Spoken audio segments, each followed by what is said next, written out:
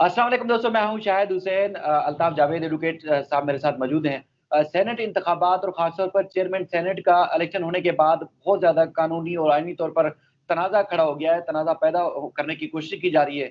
इस तनाज़ुर में आइनी और कानूनी लिहाज से ये मामला कहाँ तक जा सकता है, कहाँ तक पहुँच सकता है? तो इसलिए मैंने माहिर कानून अल्ताफ जावेद साहब को ज़हमत दी अपने साथ इस टाइम। अल्ताफ साहब, मैं अपने यूट्यूब चैनल पर आपको खुशामदीद कहता हूँ। सर, आज जो कुछ हुआ, कि कुछ दिन से जो कुछ चल रहा है, वो तो आपके सामने है। सियासी पहलू की तरफ हम बाद में जाएँगे। पहले ये बताइएगा कि क्या चेयरमैन सेनेट का इलेक्शन जो है, उनका जो इंतखाब है, क्या किसी अदालती फोरम पर जो है वो चैलेंज हो सकता है? कुछ सुप्रीम कोर्ट के हुक्मनामे की भी एक तफसील सामने आ रही है कि सुप्रीम कोर्ट ने हुक्म दिया था, जिस तरह अगर वो जिस उम्मीदवार की अगर अटेंशन ज़ाहिर हो के फलाँ किसी उम्मीदवार को वो वोट देना चाहता है, तो वो वोट तस्वुर होगा। तो क्या ये 7-8 जो वोट रिजेक्ट हुए हैं, क्या किसी अदालती फोरम पे जा सकते हैं? क्या हो सकता है सर? शायद भाई, आईनी तौर पे अभी आर्टिकल 69 जो है हमारे दस्तूर का, वो बड़ा क्लियर है। अपेरेंटली उसमें जो है वो एक, हम इसको टेक्निकल जुबान में कहते हैं, नॉन ऑब्स्टेंटे क्लॉज आ रही है। उसमें आईनी तौर पे एक कदगन लगाया गया है कि सेनेट की जो कार्रवाई है उसको चैलेंज नहीं किया जा सकता। अब जिस केस पे रिलायंस प्लेस किया जा रहा है, ये 1987 का केस है, डॉक्टर शेर अफगन न्याजी साहब का। ये एनए, उस वक्त के NA 61 भक्कर के इलेक्शन को उन्होंने चैलेंज किया था। उसमें पंजाब इलेक्शन ट्राइब्यूनल का जो फैसला था वो सुप्रीम कोर्ट में चैलेंज हुआ था डायरेक्ट अपील में।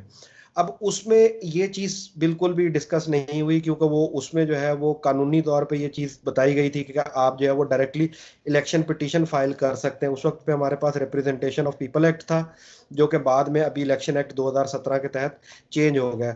मगर अभी तक जो है कानूनी पोजीशन यही है कि जो जनरल इलेक्शंस होते हैं सूबाई असेंबलियों के और कानूनी कौमी असेंबलियों के, उनके नताइज को आप पहले ट्राइब्यूनल में और फिर ट्राइब्यूनल के फैसले को आप सुप्रीम कोर्ट में चैलेंज कर सकते हैं। तो ये एक काफ़ी गौर तलब बात है कि आर्टिकल 69 जो है वो किस हद तक जो है ये इस चीज़ पे असरअंदाज होगा, कि भी क्या प्रोसीजर की एक इरेगुलरिटी पे। क्योंकि ज़्यादा मैंने जो देखा है, अपोजिशन का जो केस बेस कर रहा है वो प्रोसीजरल इरेगुलरिटी पे कर रहा है, क्योंकि जी प्रोसीजर के मुताबिक जो है वो हम उस खाने में किसी भी जगह पे अपनी स्टैंप लगा सकते थे, और जहां पे हमने स्टैंप लगाई है उससे हमारा इंटेंशन जो है वो जाहिर हो रहा है। ये बात उनकी दुरुस्त हो सकती है, मगर सबसे पहले हमने देखना है कि कभी क्या सुप्रीम कोर्ट की या किसी दूसरी अदालत की जुरिस्डिक्शन है, दायरा समात है। क्योंकि कोई भी कानूनी जो भी प्रोसीडिंग्स होती हैं, लीगल प्रोसीडिंग्स में सबसे पहली चीज जो कोर्ट ने डिटरमिन करनी होती है, इस पे बहुत ज्यादा जजमेंट्स मौजूद हैं कि भी इवन अगर पार्टीज इस चीज पे एतराज ना भी बुलंद करें, तो कोर्ट का अपना फर्ज है कि कोर्ट सबसे पहले अपनी दायरा समात का, अपनी जुरिस्डिक्शन का तयन करेगा। तो इसमें ये एक बड़ा सवाल होगा कि भी क्या सेनेट का इलेक्शन जो है वो डायरेक्टली सुप्रीम कोर्ट में चैलेंज हो सकता है या नहीं हो सकता।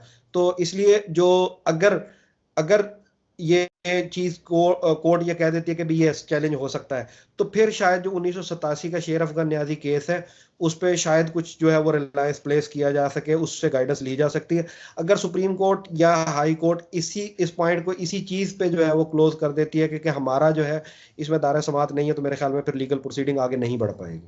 सर, चलें, ये तो हो गया दायरा इख्तियार। अगर एक नई पिटीशन जाती है जिसमें ये सदा की जाती है कि इस चीज़ का तयन किया जाए कि एक तो ये सुप्रीम कोर्ट या किसी अदालती फोरम पर चैलेंज हो जाए, और उसके बाद जो नए एतराज़ात हैं, जो आज एतराज़ात उठाए गए हैं, क्या ये शामिल हो सकते हैं? इस तनाज़ुर में कोई अदालत सुन सकती है इस केस को, या सिरे से सेनेट के जो चेयरमैन का इंतखाब है उसको चैलेंज ही नहीं किया जा सकता?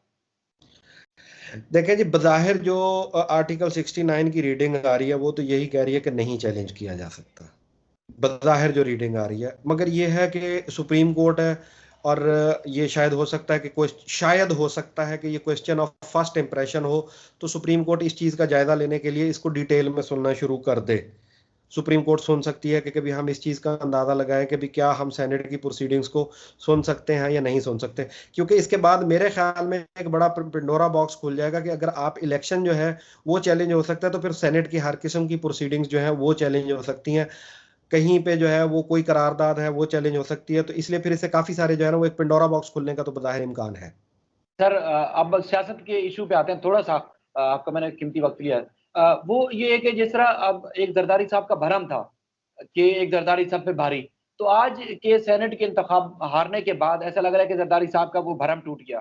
तो आप क्या समझ रहे हैं कि जितने दिन से ये सारा माहौल चल रहा था, तो क्या जरदारी साहब का वो भरम कायम रह पाएगा कि एक जरदारी साहब पे भारी, या वो भरम वाकई टूट गया उनका? नहीं जी, देखिए जहां तक जरदारी साहब के भरम की बात है, मेरे ख्याल में अगर ये होता कि उनके कोई वोट टूटते या सारे के सारे ये मेंबर्स जो हैं 51 मेंबर्स पीपल्स पार्टी के होते और वो उनको वोट ना करते, तो फिर ये कहा जा सकता था कि कभी जी वो जो नारा लगाया जाता था एक जरदारी सब पे भारी, भी वो भरम अब नहीं रहा। मेरे ख्याल में चूंकि वो अभी मुख्तलिफ जमातों का वो एक इत्तेहाद है, पीडीएम मुख्तलिफ जमातों का इत्तेहाद है, तो लिहाजा आप ये नहीं बता सकते कि किस बंदे ने ये एग्जैक्टली किया है। तो मेरे ख्याल में अभी ये भरम जो है वो अभी भी कायम है, अभी भी कायम है, इन सेंस भी कायम है कि एक तो उनके वोट नहीं टूटे और दूसरा अभी तक ये बात सामने नहीं आई कि उनके उनके जो अपने लोग थे उन्होंने नहीं किया। अभी तक जो गालिब इल्ज़ाम आ रहा है वो नून लीग पे आ रहा है कि नून लीग जो है वो इस इलेक्शन में बगैर किसी वजह के थी, कि उनकी उनके बयानिए में ये चीज़ है ही नहीं कि हमने सेनेट का इलेक्शन जीतना है या डिप्टी चेयरमैन अपना लेके आना है। उनके बयानिए में दो चीज़ें आ रही है कि हमने जी किसी तरीके से इस हुकूमत को गिराना है, लॉन्ग मार्च करना है, धरना देना है, हुकूमत को गिराना उनका जो है वो मेन ऑब्जेक्टिव है। On the other hand Zardari साहब ये चाह रहे हैं कि कभी ये प्रोसेस चलता रहे और 5 साल के बाद पॉलिटिकल एलिमिनेशन हो। सर एक सामने आ रही है, एक और चीज ये है कि जिस तरह मतलब आप कह रहे हैं कि जरदारी साहब का मामला सामने आया है कि जरदारी साहब जो है वो उनका भरम कायम रहेगा, लेकिन हम दूसरे तनाजुर में ये देख रहे हैं ना कि जिस तरह बिलावल ने तकरीर की, उसके बाद फिर उनकी वो चीज सामने आ गई जिसमें वो तलाल चौधरी को तंजीम साजी का ताना भी दे रहे हैं। तो यानी कि इनकी आपस में लड़ाई, उसके बाद फिर मौलाना मोहम्मद हुसैन का भी, जो फजलुर रहमान साहब की पार्टी से, उनका भी स्टेटमेंट आ चुका है कि दोनों पार्टियों ने उनकी तंजीम को टिश्यू की तरह यूज किया है। तो इसका मतलब ये कि तनाज़ा तो बड़ा हो गया है ना सर, ये तनाज़ा खत्म होने वाला नहीं है, मतलब जो ये पीडीएम का इत्तेहाद था वो भी टूट रहा है। देखिए जो पीडीएम का अंदरूनी इत्तेहाद है उसके हवाले से तो आज खातिर खा बात हुई है, क्योंकि भी उसमें रिफ्ट तो आई है। देखिए रिफ्ट तो आनी थी, नून लीग का सेनेट में इस्लामाबाद की सीट पे उनका उम्मीदवार हार गया, पीपल्स पार्टी का जीत गया। अब यहाँ पे जो है वो पीपल्स पार्टी का उम्मीदवार था। तो अब जो बात है तलाल चौधरी साहब का जो कमेंट था, मेरे ख्याल में वो काफी इमेच्योर कमेंट था। वो कोई मौका नहीं था कि भी आप उनको जो है वो इस तरीके से, आप एक इत्तेहादी को इस तरीके से और इत्तेहादी जमात के सरबराह को आप इस तरीके से एक ताना मारे। आप जो है वो अब वेट कर सकते थे, पीडीएम का कोई इजलास होता, उस इजलास में जो है वो आप ये बात रख सकते थे। ये एक देखिए एक बात है कि कभी जी आपका बयानिया ये था कि अंपायर जो है वो न्यूट्रल है, हमारा बयानिया ये था कि अंपायर न्यूट्रल नहीं है। ठीक है, तो वो जरदारी साहब, वो उन्होंने तलाल साहब ने जो अपना कमेंट दिया वो मेरे ख्याल में काफी बचगाना था। और उस पे जो जवाब आया उसके लिए मैं यही कह सकता हूँ कि बिलावल साहब ने ये बताया कि कभी वो उर्दू भी अच्छी सीख गए हैं और उनकी हिस्से मज़ा भी अच्छी है। सर तो और एक और चीज। बाकी जो है, जी जी। बाकी जो है पीडीएम के अंदर टूट फूट का जो अमल है, देखिए उसके बारे में मेरी अपनी अदना राय ये है कि पीडीएम में जो है वो ये इतना बड़ा इत्तेहाद जो है वो इतने सारे लोगों को साथ लेके चलना मुश्किल है।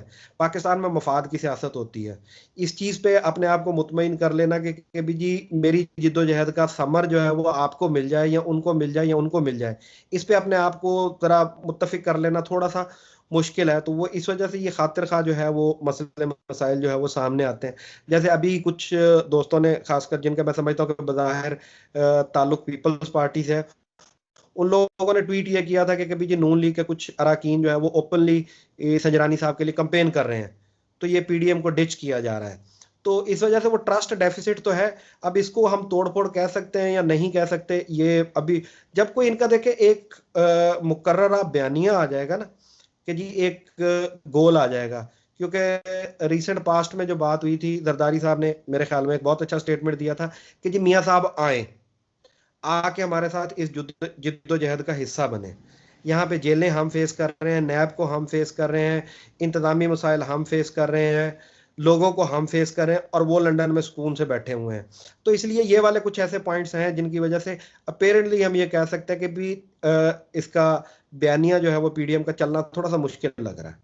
सर आपने अपना कीमती वक्त दिया, उसके लिए बहुत शुक्रिया। अब यही कोशिश कर सकते हैं कि लोगों को सही तौर पर आगाह करें, और आपने अपना टाइम दिया और सही चीजें बताई जो एक लोग शिशुपांजी का शिकार थे उसे इस वीडियो के बाद वो दूर होगी। आप अपना ख्याल रखिएगा। पाकिस्तान जिंदाबाद।